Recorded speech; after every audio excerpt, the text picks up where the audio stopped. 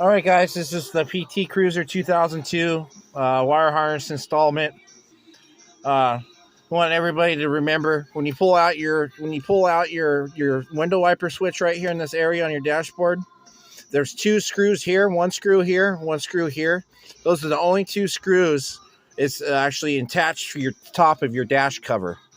The rest of them is all clips. You just pop out, and always go over to each corner first. On this corner, and take the screwdriver and pop that out straight out on the corner of your dash cover, and do the same on the other side. And then at that point, you can just pop your whole dash cover off and remove it to get to this part. Now, what I'm doing is I'm removing the main screws right here for the tire dash panel assembly. It's a size 10 metric.